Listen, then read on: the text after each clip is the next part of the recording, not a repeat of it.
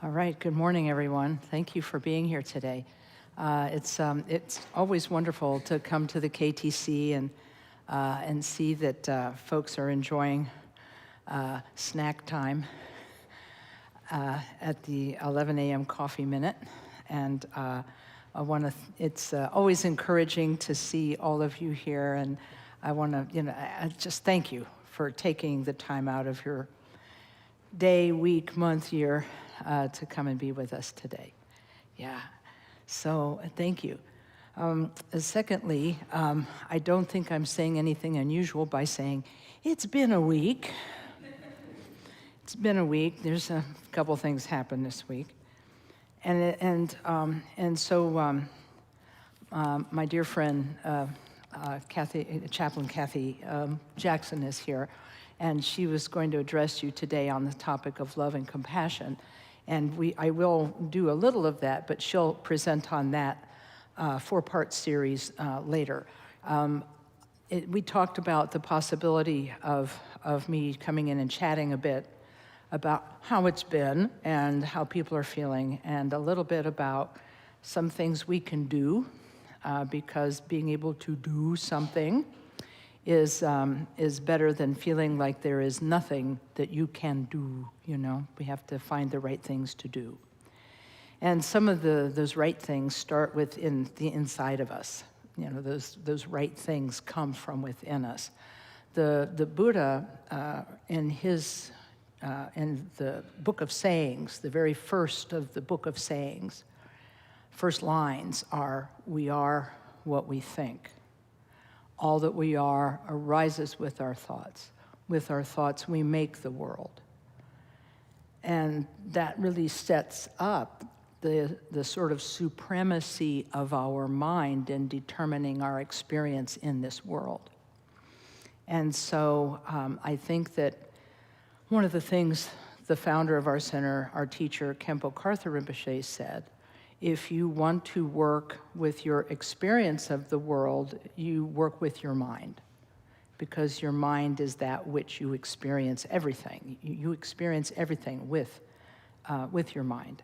And therefore, if you want to adjust your experience of the world, we need to adjust our mind. And not in a way that we close out the world and pretend it's not happening. Not like that. Not some kind of avoidance or suppression. We try to be with what is, to be with what is happening, and know our basic goodness and our basic humanity is intact no matter what is going on around us. And in the Buddhist tradition, we're a little parochial about this. We say everyone has Buddha nature. Everyone has a mind that can know itself and know itself completely, and that is the birthright of all human beings, and in fact all creatures have this. It's just that humans, because of our unique intellectual capabilities, are capable of doing great good at discovering this Buddha nature. We can do it if we have the methods, if we have the tools, if we know how. Otherwise, we get sort of captured by the world, which, many of the great religious leaders of the past have said that the world can be bewildering and confusing and can make us think that it is supreme. All worldly things do pass away. And that's also in that first section of the Buddha's Book of Sayings. When he talks about what human beings can and should do to uncover their Buddha nature, he says, the next verse after the one I just recited for you goes like this: if we think, speak, and act with an impure mind, and by that he means a selfish mind, a mind that is only concerned with worldly power, worldly influence, worldly gain, that is all about self, me, I. if we think, speak, and act with that impure mind of selfishness, suffering follows us like the wheel follows the ox that draws the cart. That's the example. It's just as surely as that wheel follows, that's what our life will be like, that we create our own reality. Remember, we are what we think. All that we are arises with our thoughts, and with our thoughts we make the world. If we think, speak, and act with this impure mind, then suffering follows us. Surely it will follow. And then the other half of that saying is, if we think, speak, and act with a pure, loving, kind, wise mind, happiness follows like a shadow. You can't shake it. You can't shake your shadow. It won't go. And so the idea is that we create our reality by what we put into our mind. What we hold in our mind gets reflected in the world around us. And if we feed our mind on goodness, generosity, patience, morality, and so forth, then we have an inner happiness that nobody can take away. And if we uncover our Buddha nature and be with it and work with it, then that's what we reflect to the world, and that's what the world looks like to us. But it's not like that for everyone. See, this is the problem with being a human being. We've got all these possibilities. I used to work as a newspaper reporter, and I would go to the police station in the morning and get police reports. That was the bottom rung of the totem pole, the bottom of the ladder of journalism. You have to go to the police station and write down all the police reports. So there was a funny charge that I would see written in the margins, and it was possession of criminal tools. It's for real. It's still in the Ohio Revised Code. And those mean, things that are used to break into houses, for example. And those are called possession of criminal tools. And I realized after I became a Buddhist, I thought, wait a minute, we're born with a full set of criminal tools. We have hands, we have feet, we have a mind. We could go either way with this. We have a lot of power. We can go toward goodness, or we could go toward evil, which is why so much of literature, human literature, is about the fight between good and evil, because it's what happens inside of each of us every moment of every day. And so the Buddha, recognizing this, puts it first in his book of sayings. If we think, speak, and act with an impure mind, suffering follows. And if we think, speak, and act with a pure mind, happiness follows. Now, some people may say, now, wait a minute. I don't see how that's happening right now in this world. All of the killers are in power, and all of the bad people are in power, and they're using their power to hurt other people. How is that good? And the answer is, it's not. And they say, well, I begin to doubt karma, because shouldn't those people be suffering right now? The people who are causing all of these terrible things? And the answer is, I am told that it is inevitable because the Buddha said so.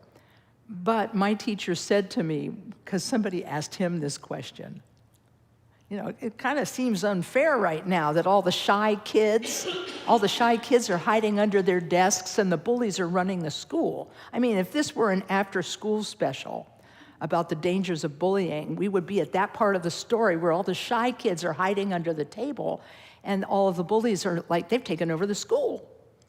So that's kind of where we're at right now. And so somebody asked my teacher, doesn't this mean that karma doesn't really work?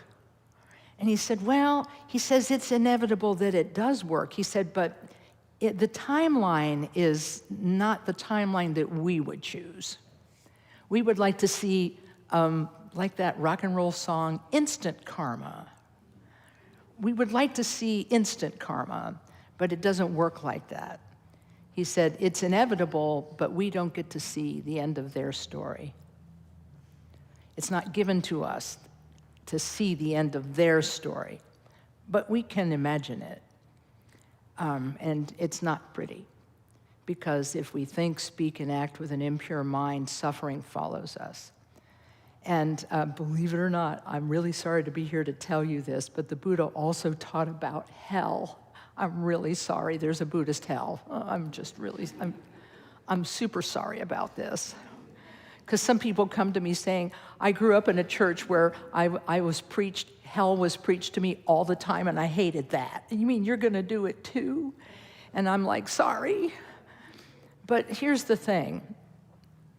Remember what the Buddha said, we are what we think. And so if we think about it, hell is a state of mind as much as it is a physical location. My teacher was really interesting. He used to say, I have a hard time with people who don't believe that karma is real and who think that somehow the bad people that they know in their lives or that they see in the news and things like that are never going to experience any effects, negative effects from the things they do. And he said, it will happen. It's just not given to us to see it. And he says, yes, I know. People complain when I teach about what experience awaits those who are killing and stealing, because punishment tends to fit the crime in karma as well as in the Abrahamic faiths. But he said, the one thing about the Buddhist teaching on this is that karma can be purified. People can actually change and make a change in their life. And he said, I used to really insist that people believed that hell was like a real place. And he said, but now, he said, my thinking on this is changing. It's kind of developing. He said, I understand that some people don't believe in the place, but if they believe in the experience, that's all that matters. Because many people in this room have experienced hell already in their life somewhere. And so you know. It wasn't your fault, but there it was. Maybe a previous you did something, previous, who knows. But my teacher said, never use teachings like that to not have compassion for other people who are suffering right now. He said, never use the teachings of karma to justify feeling superior over other people. Never use that. He said, because it hurts you to act or think like that. Because remember I said mind is supreme? So, what we put into our system is what we manifest to other people. And so what I wanted to say today is to say that there is a negative side to that, but there's also a very, very positive side to that. And so we can choose to see what's going on in our world right now as the fruition of something that we don't understand. And we can respond to those things that are happening that are out of our control right now. We can respond to it with anger and hatred, or we can respond with a sense of strength and conviction in our belief in nonviolence, and strength and conviction in our belief that we are what we think, and what we are arises with our thoughts, and with our thoughts we make the world we're in right now. Many people will say that there could be justifications for violence, and in some religious faiths they do talk about that. But some examples, big examples, arise in history. And the one I'm thinking of is 1959 in Tibet, when many of the first generation of teachers to come to the United States and the rest of the world had to escape. And they didn't put on uniforms and fight. They either stayed and went to prison, or they escaped. They didn't really have much choice. And in 1957, a great master named Khenpo Gongshar knew that what was coming, knew about the oppression that was going to come and the and the difficulty that was going to come for Tibet. When the rebellion against the communist rule was put down violently, and over the period of the next few years, the Cultural Revolution ended up killing 1 million Tibetan people. So yeah, he knew it was coming, and he basically taught love and compassion and knowing your mind. That's what he taught. Love, compassion, and knowing your Buddha nature, and being with your Buddha nature, and remembering your goodness, and staying with your goodness. Now, I could tell lots of stories about that period, because my teacher told me some, and I've read some in the books of other teachers who escaped. But if you want to read about an escape story, there's a book called Born in Tibet, and it's the story of one Lama who escaped. So you'll get the flavor for what they went through. So this is not unknown in history, and how the Tibetan people responded to it. Some fought, some escaped, and so on. But they tried to keep their humanity throughout the entire thing, which is, I think, what we're being called on right now to do, is to keep our humanity and not lose it. Because we are what we think. All that we are arises with our thoughts, and with our thoughts we make the world. So if we dehumanize anyone, it's causing a problem for us. And I remember the one quotation on the memorial to Martin Luther King Jr., "Until all are free, none are free." So the idea of human beings being enslaved in any way, shape, or form is contrary to the very best that humanity could be. And so what we have to do now is figure out who we are going to be today with this, with holding all of this difficulty, suffering, and watching injustice play out, and finding a way to preserve our heart in the midst of it so we don't lose our humanity in the middle of everything that's going on. And so what I'm encouraging everybody to do right now is to look to their own hearts and reaffirm their humanity, reaffirm their goodness, reaffirm that they stand for justice in their own hearts and minds, and that they're going to do their best to help others and support others to the extent that they are able, who are suffering. Find ways to end the suffering.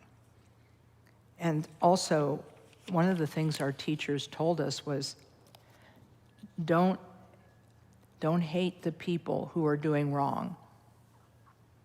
In fact, pray for the people who are doing wrong. They need it almost more than anybody else, because their karmic outline or their karmic future is not a rosy one. And so he said they really need, Kemper Rinpoche was talking about this one time, and said they need our prayers. They need our kindness. So what I've been telling people to do is to, if it helps, to remember your Buddha nature by imagining that you have the Buddha above your head, if that helps. When you're really feeling emotional, just imagine the Buddha is over your head. Or, in the case of the medicine Buddha, who looks just like the Buddha Shakyamuni, wearing monk's robes and so forth, but he's blue. He's this color of blue. He's deep blue. You can imagine him. You don't need an empowerment for this, according to our teachers. You don't need an empowerment to do this. You can imagine that he's in your heart, flooding you with healing light. And then you can also imagine that blue healing Buddha in the hearts of people who do wrong, which, believe it or not, may not help them, but definitely will help us if we do that. Just flood them with wisdom, compassion, and love. It's something that I feel can be very helpful. In fact, I was talking to a friend. I've talked to so many people in the last 48 hours who have been getting in contact with me saying, what do I do? This is horrible. What do I do? People are dying. What do I do? The world is, is going to hell. What do I do? And I've been encouraging people to remember their humanity, lean into their humanity, lean into helping others and supporting others, lean into any positive thing that they can be or do. And to think of the Buddha, and think of the Buddha and pray to the Buddha if this is helpful. There's lots of different Buddhas, because Buddha is a state we can all attain.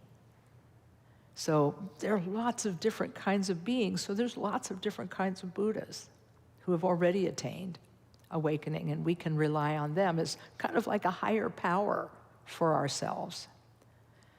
So this is something that I'm thinking about with this, is that yes, it's terrible, and yes, there's things that we have to figure out what to do about. We have to figure out what to do about it. Remember, we're still at that place in the after-school special about bullying where the bullies are starting to run the school.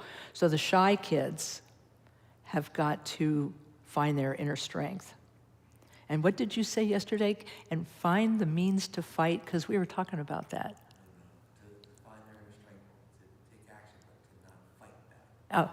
With violence, not fight back. Not to fight back with violence, to find the means, to have an impact without violence. Okay, I've been talking about this with a lot of people in the last 48 hours, but I thought that what you had to say about it was really interesting to me.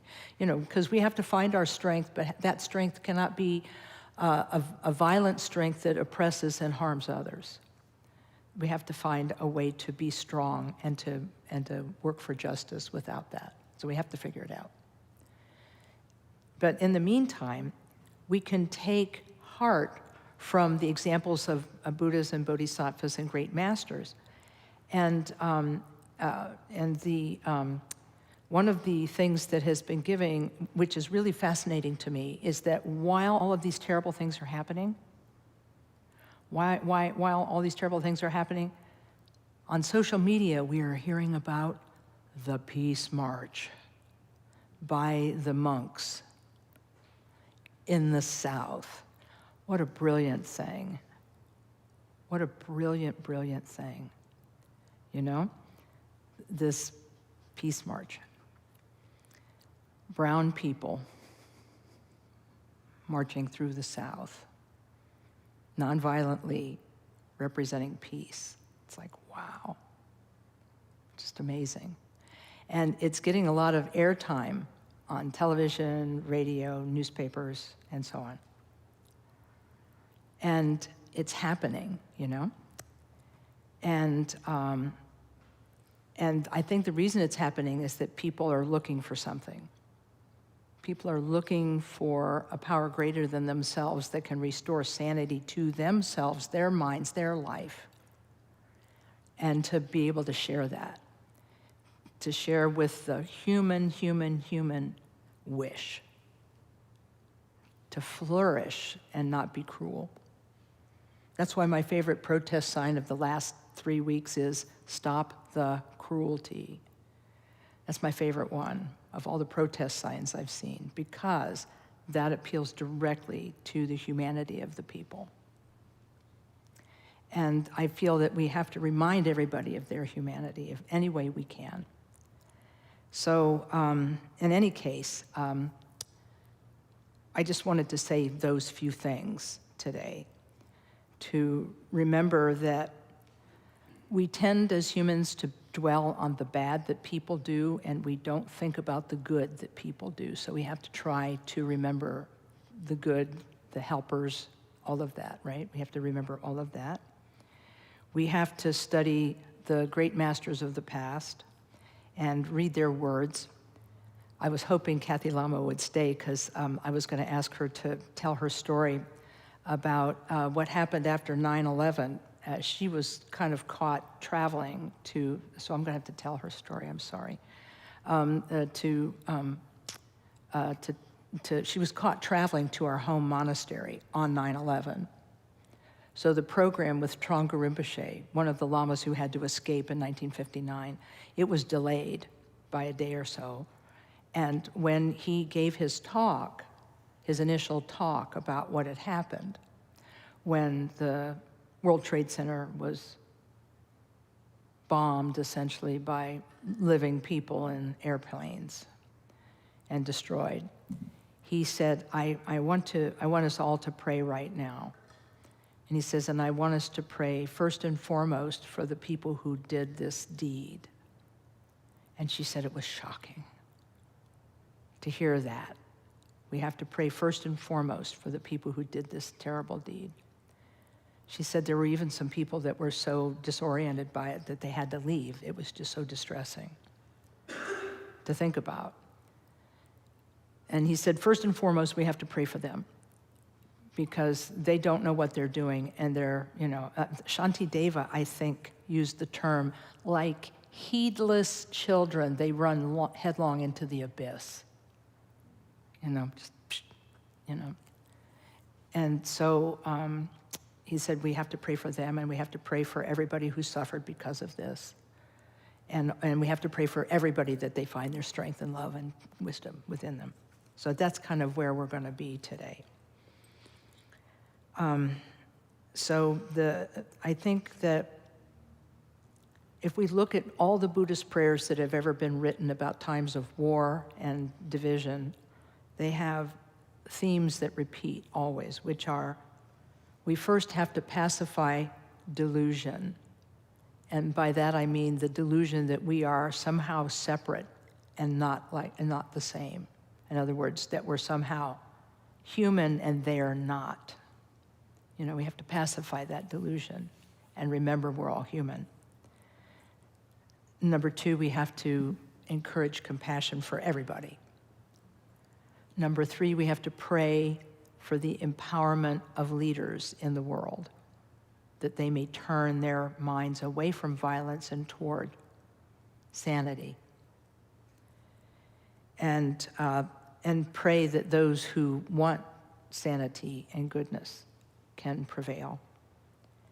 And then invoke all of the protectors who, if you're of the Christian persuasion, it's all of the archangels that have weapons, so to speak, and their symbolism, the iconography. I always refer to St. Michael because there's a statue of him up on High Street in front of St. Michael's Church, and I think he has either a spear or a sword, I forget which. Yeah, sword, and I think his head is either crushing the snake of the Garden of Eden or Satan, I forget.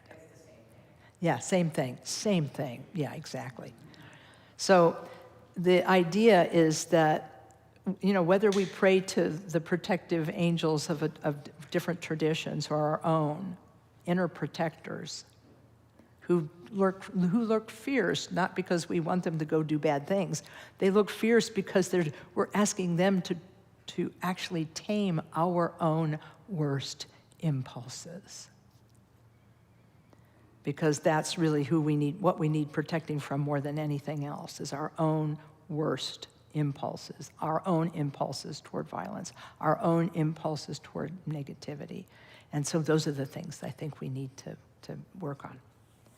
So, one of the other things that Kathy Lamo mentioned that was we have to find a way to uplift this peace march in whatever way we can. Even though it's happening in the South, I think we need to sort of uplift this in any way that we can because it's a positive development. Even though it's people we don't know, it's when every person who is moved by that, by those images of the monks walking, and doing something. They were actually walking, they're doing something, right? I just think that we can uplift them in our hearts and uplift them with our minds. And choose love wherever we can. Choose love wherever we can. And I could keep talking, but that might not be good. I'm wondering if maybe we could just sit and meditate for a minute and do Khenpo Rinpoche taught a very simple visualization meditation. And I've taught this before, but this time I think I am going to teach it with the Medicine Buddha, because I think that's kind of the energy we need right now. Chenrezig, the Bodhisattva of compassion, you could visualize Chenrezig, the Bodhisattva of compassion. His statue is here. Or you could visualize the Medicine Buddha. Or you could visualize Tara, the female embodiment of compassion. Or any of the Buddhas or Bodhisattvas. You could just imagine them. You can close your eyes and be quiet for just a moment and let your attention settle. Whether you let your attention settle on the breath or on just the sounds of the street, or if you can let your attention settle on just the relaxation state itself.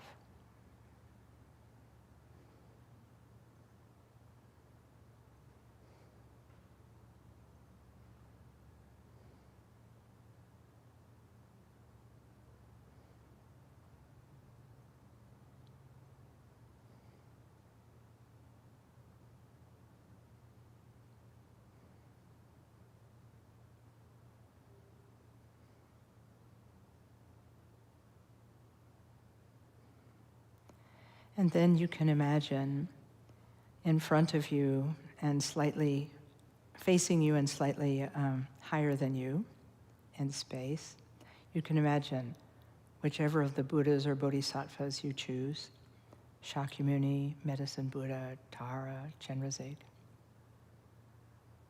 And they're made of brilliant light. And they're shining with their wisdom and compassion.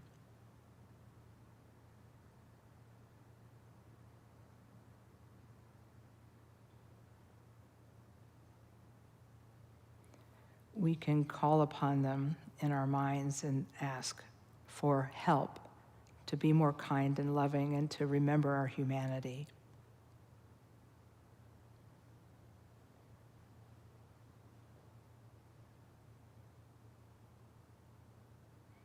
And then we can see light coming from their form, touching us, bathing us and purifying us of any delusion and confusion and difficulty, negative state.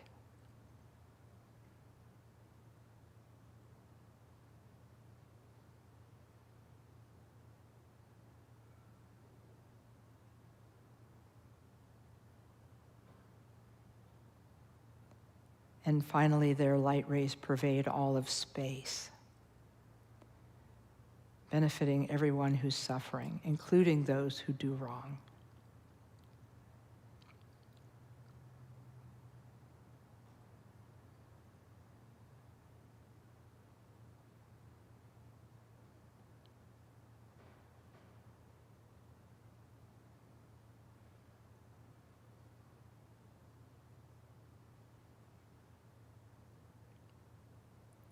Having purified ourselves in the world with light, the lights return to the image of the Buddha that's in front of us.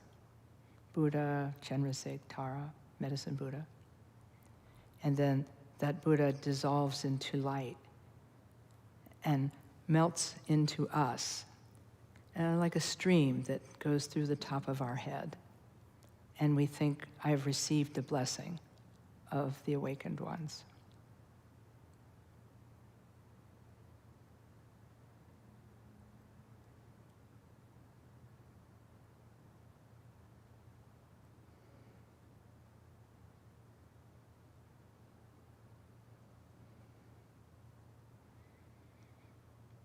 And then we mentally dedicate the goodness of this practice to all beings everywhere, that they be free from suffering and come to happiness and then to awakening.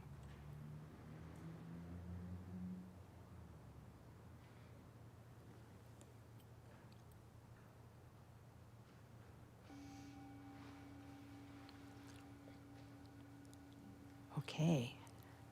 That's a short practice, and you can do this on your own at home anytime. And if you have questions or comments, we have some time for anybody who has questions, comments. It's whatever seems to be right. Yeah.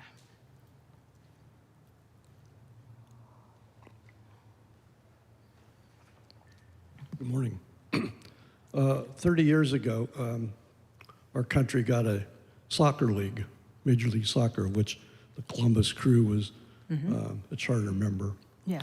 And several years ago, Cincinnati got a team, and because of their proximity to Columbus, they became a big rival of ours.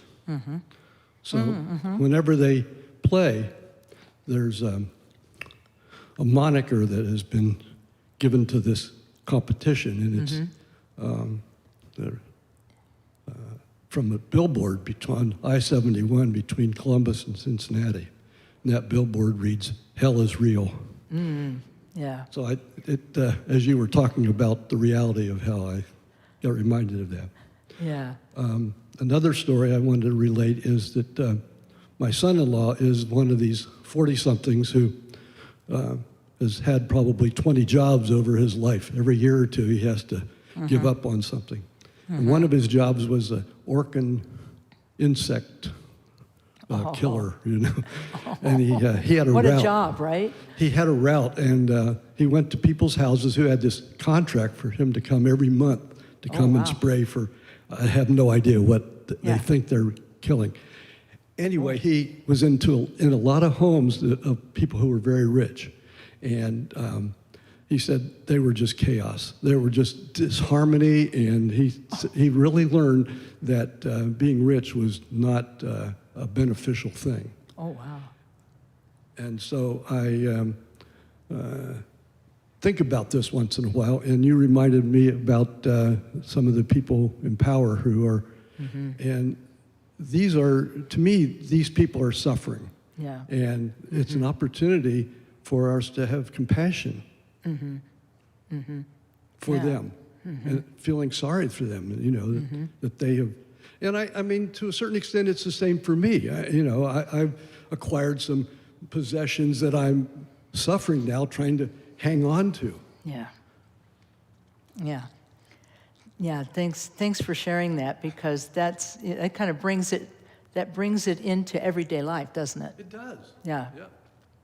Yeah, because, we all can see, you know, I like to tell the story of a friend of mine who bought a new camera right before going on a vacation and never got it out of its case because they were terrified that they would lose their camera, or that somebody would see it and think, oh, that's a fine camera, and want to steal it. You know, so they didn't have any enjoyment.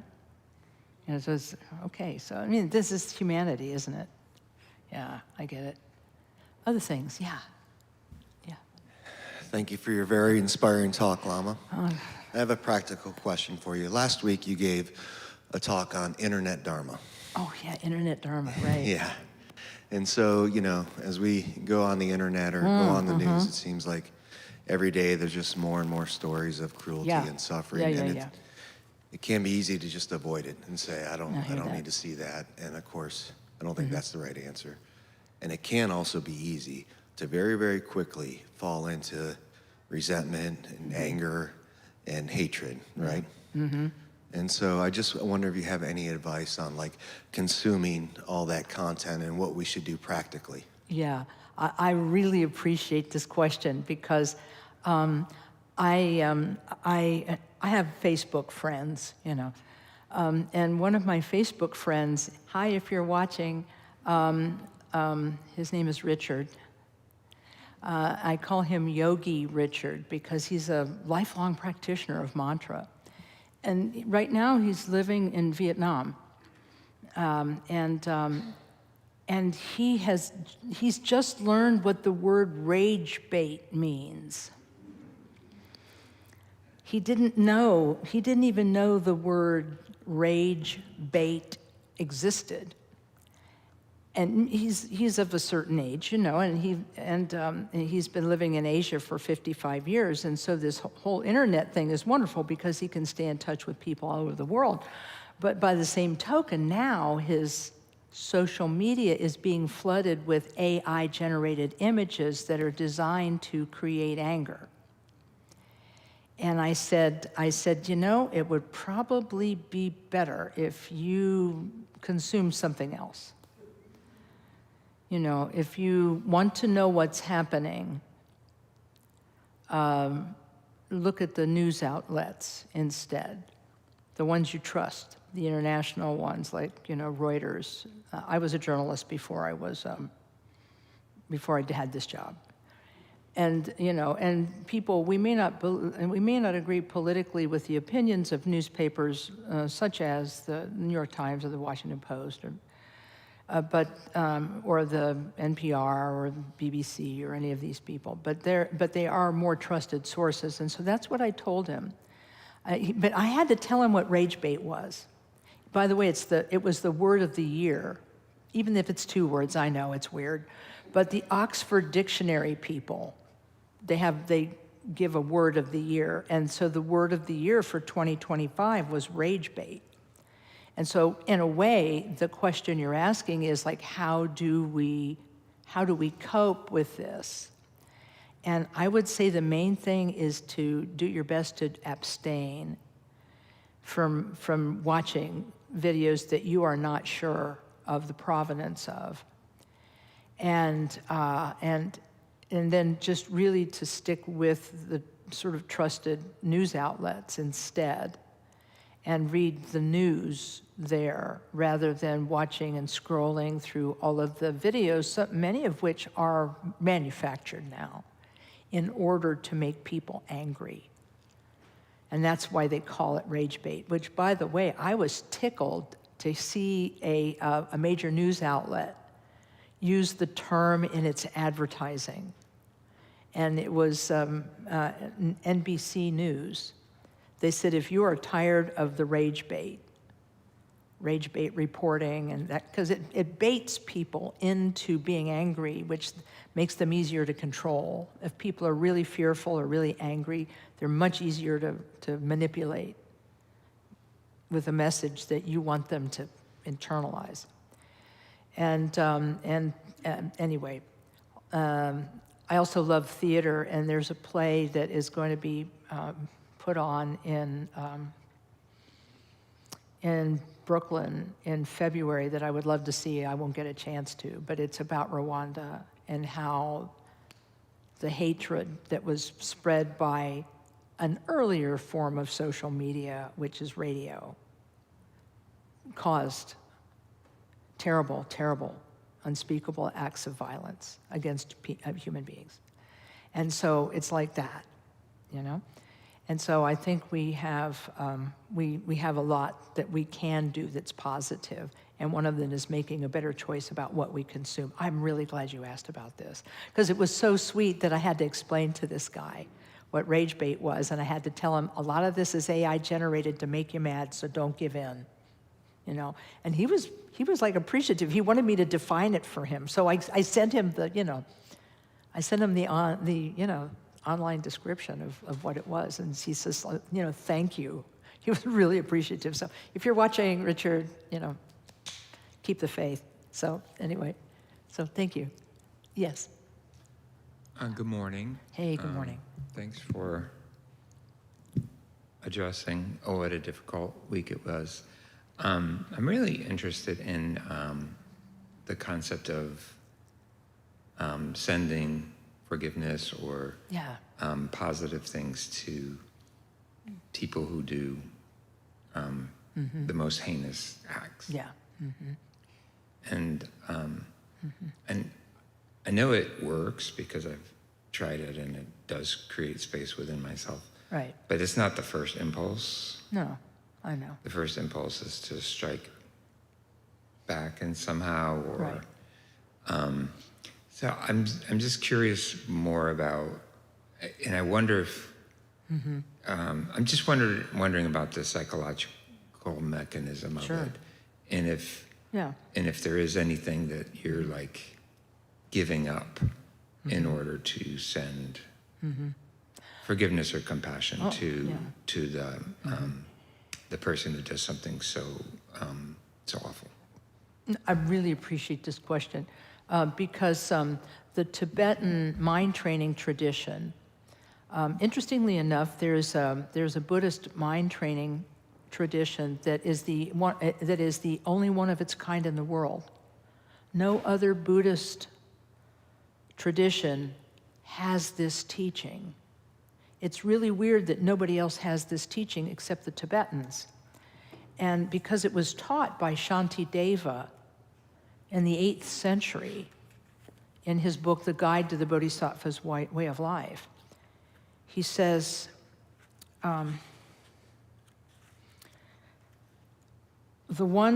anyone who desires shelter from the sufferings of the world is what he meant. Shelter from the suffering of the world. The one who desires shelter quickly for themselves and for all others should use the sacred mystery of exchanging oneself for others. He talked about it in the 8th century. So it was part of Buddhism then, still is now, but not in this same way. Everybody studies Shantideva. Every single sect of Chinese or Japanese Buddhism, they study Shantideva in some way, shape, or form. But the Tibetans are the only ones who got mind training. And it's because an Indian Buddhist master named Atisha in the 10th century had a vision of Tara, who encouraged him to go to Indonesia, where a great Buddhist master that the Tibetans eventually called Serlingpa, the man from the Golden Island, where he lived.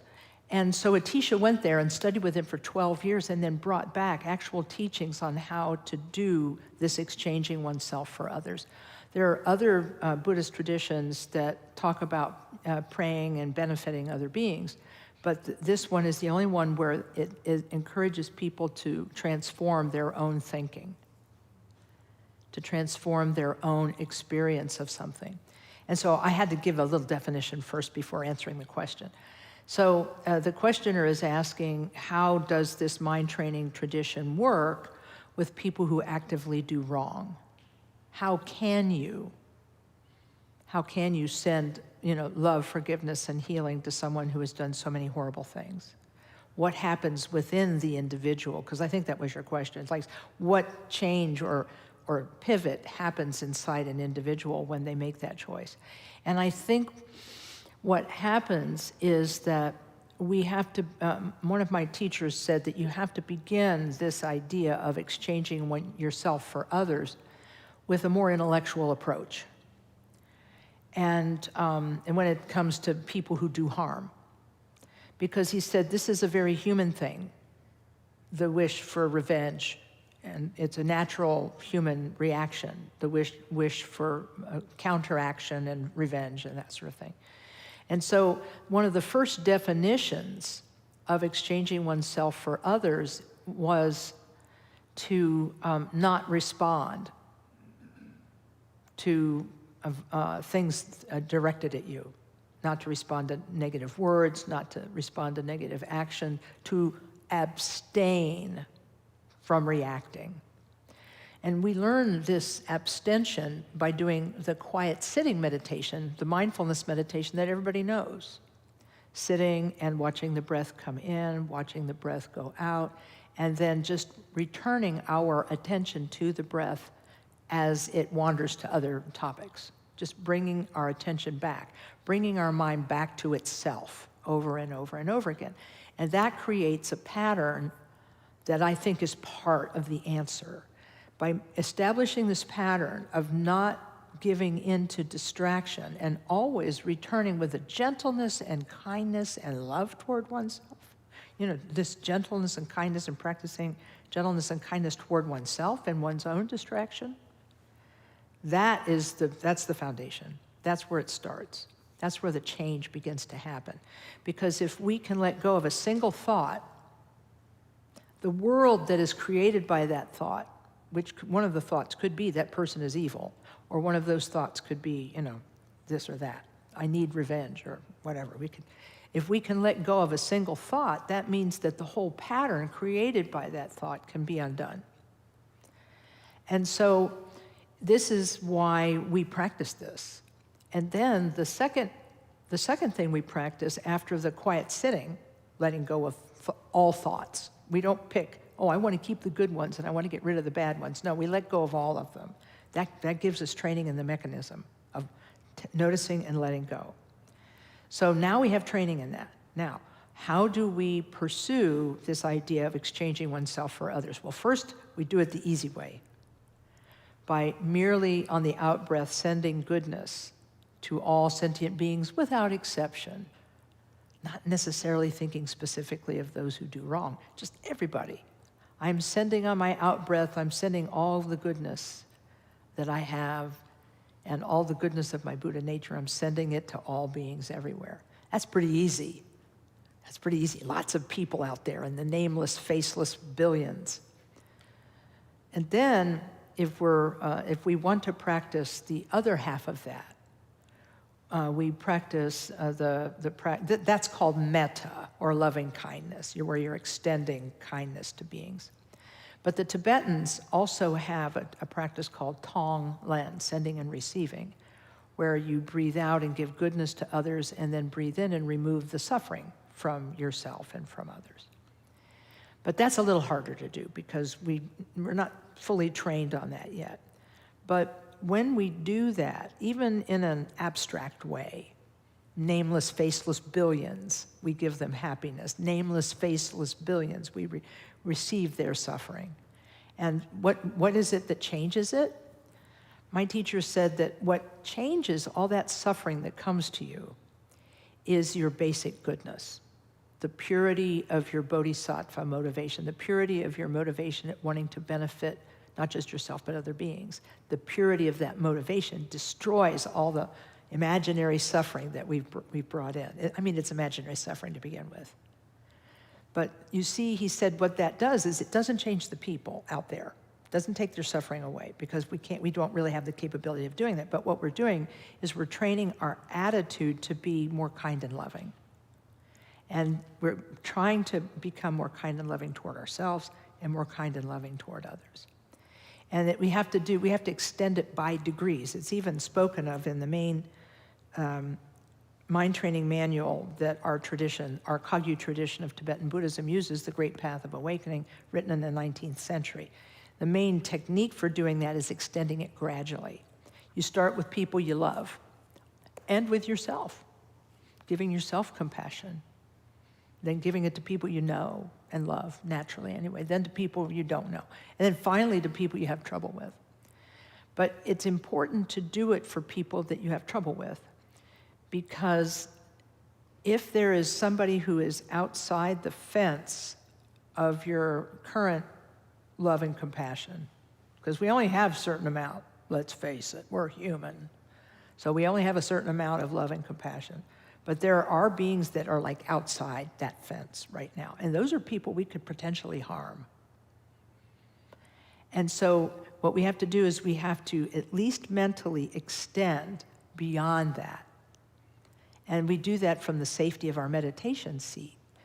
But the exchange happens first by knowing that our mind is worth protecting, our mind is worth developing, and that's why we sit quietly and do breath awareness, because that gives us the mechanism to let things go. We've strengthened the muscles of letting go. But then we instill the wish to be of benefit to all beings. And when we instill that wish to be of benefit to all beings, we're using our imagination to go farther than our current level of compassion. We're using our imagination to go farther, because we can imagine everything. We can imagine the entire world. There's no limit to what we can imagine, no limit.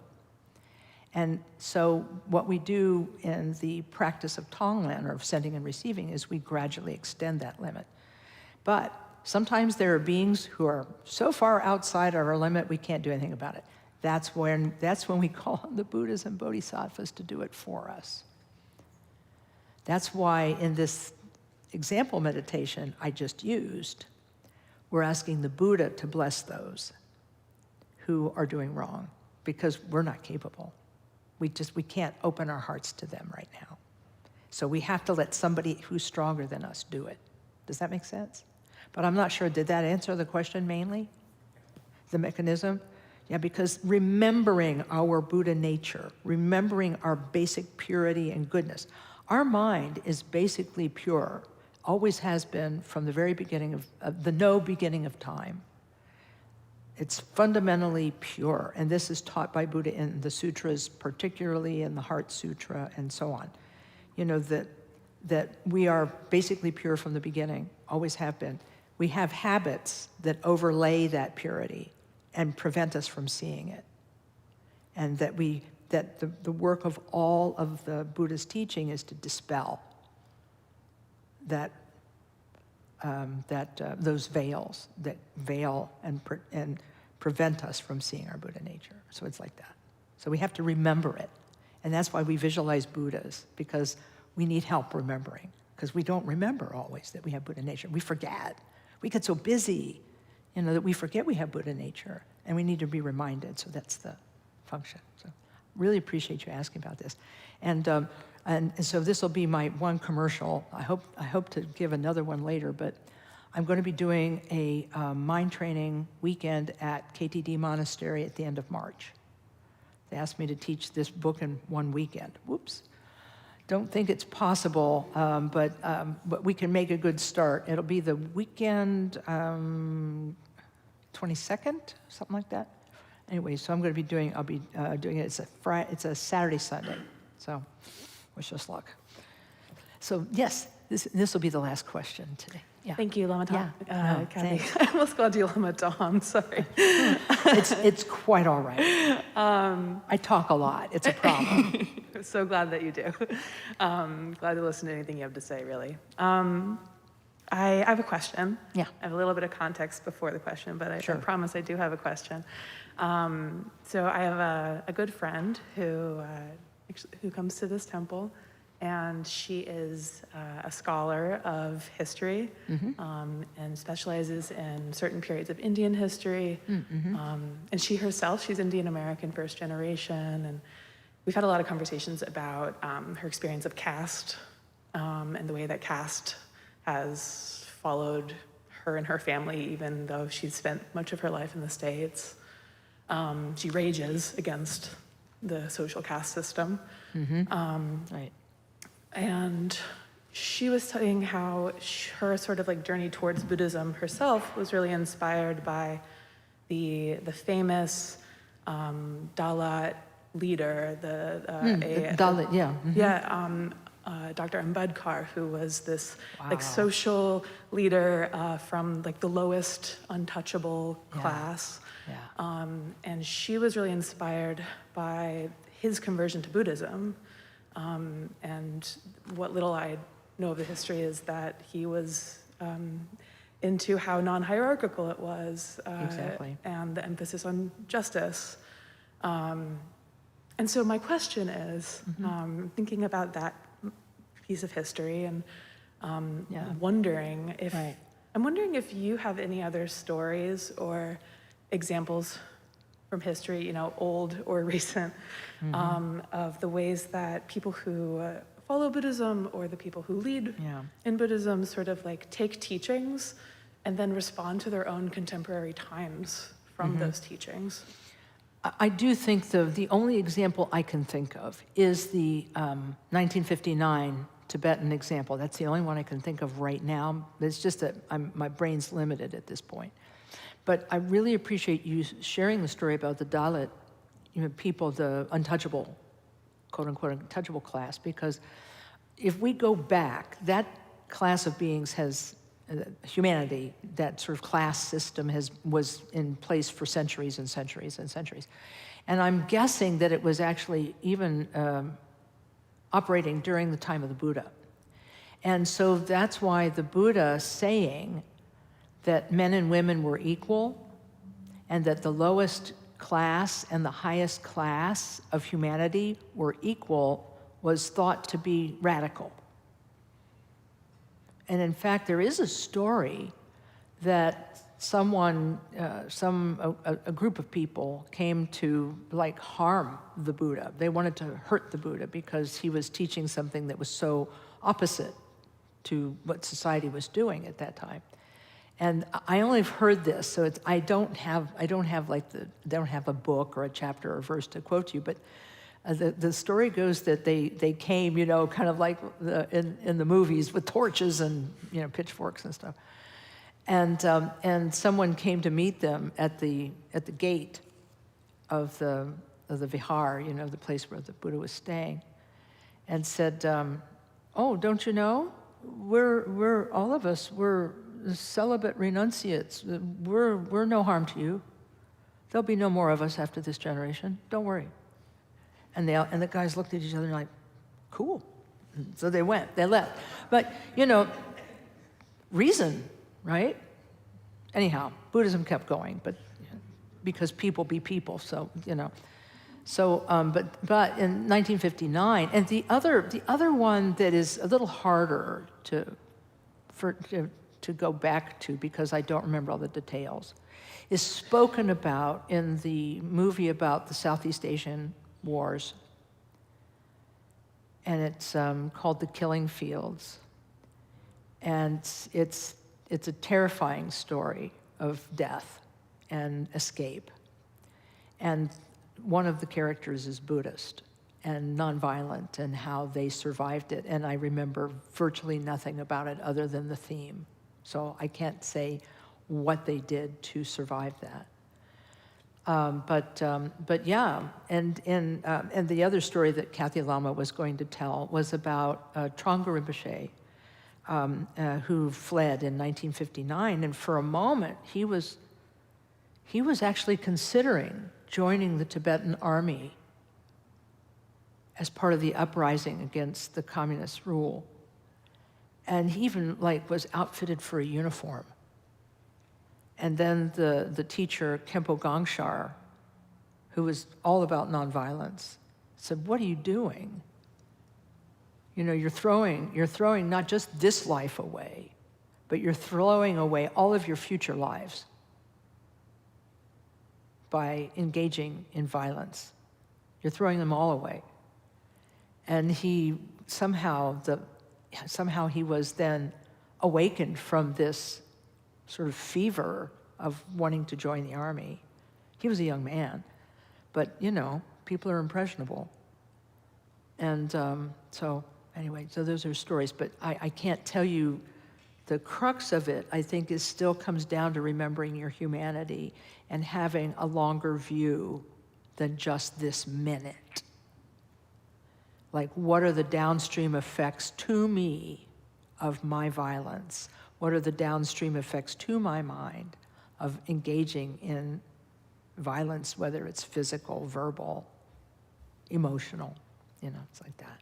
So, yeah, thank you for asking.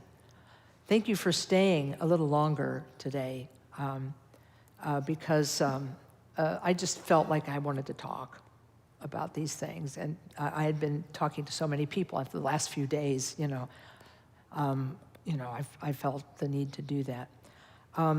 Someone asked me for, because the monks, they're giving away peace bracelets, Somebody asked me if I could give them something similar. And so I have some threads here that have a prayer knot in them that you can wrap around your wrist, that kind of thing. So if anybody wants one of those, you can come up after the talk and I'll give you, because I'm not sure I have enough for everybody, but I'll be close. It'll be close. But I want to take a moment and thank you for your patience and understanding while I sort of went through the ideas that were in my mind. And sorry we didn't do the prayers before, because I get a little excited about talking and then I forget. But let's do the after prayer, the dedication, and dedicate the goodness of this session to all suffering beings everywhere, that they may be freed from the delusion and illusion of separateness and the delusion and illusion that some beings are not human, and that they come to some peace inside themselves. We'll start with the words by this merit. By this merit may all attain omniscience. May it defeat the enemy wrongdoing. From the stormy waves of birth, old age, sickness, and death, from the ocean of samsara, may I free all beings. The courageous Manjushri, who knows everything as it is, Samantabhadra, who also knows in the same way, and all the bodhisattvas that I may follow in their path, I completely dedicate all this virtue.